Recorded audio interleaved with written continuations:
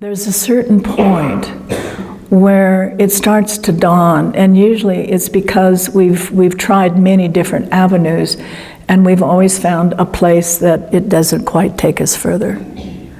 And so then, we blame the Sangha, or we blame the teacher, or we blame the teachings, or, whatever it is that we do, that the human mind does. First of all, you begin to see that it's what's shining through these eyes, it's what's perceiving, it's what's wanting to know itself is what you're looking for.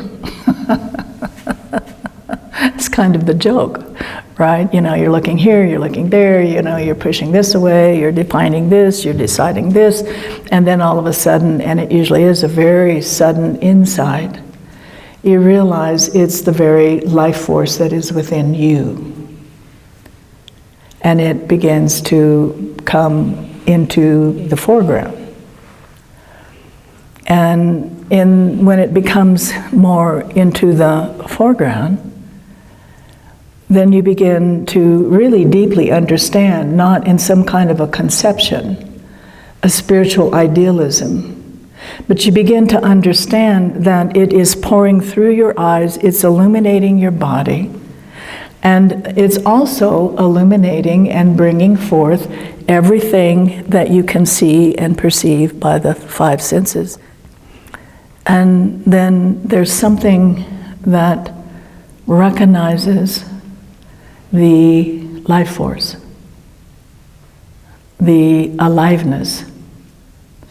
And the aliveness then is in every cell, it's flowing through your blood, it's in your bones, it's in the air, it's in the mountains, it's in the trees, it's in the music, and it's also in the horror show, because that too cannot exist or reveal itself, compose itself, express itself, if that life, that ground of life did not also give it life.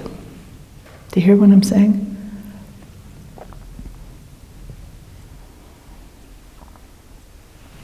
There is nothing at all, ever, ever, ever, that can express itself without coming out of the ground, the silent ground, and arising and expressing as form. Period. End of story. And it is the end of story. I have found it to be a truth.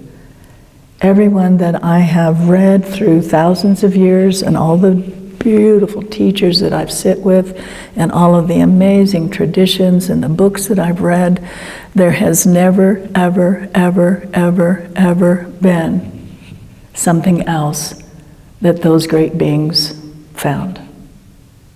They always find the same thing.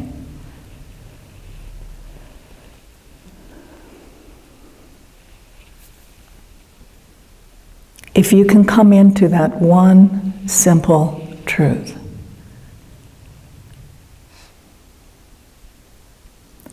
in this time that we have together, what you are will begin to sing forth and to become prominent in your experience. It's a guarantee.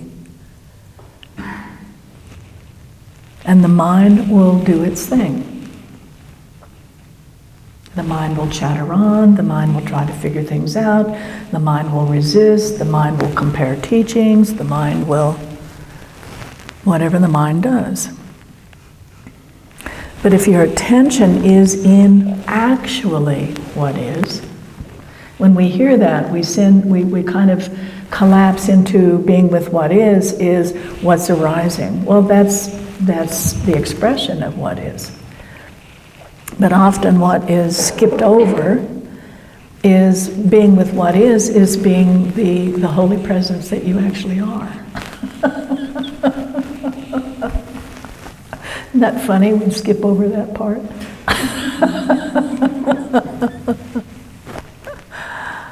It's a trip.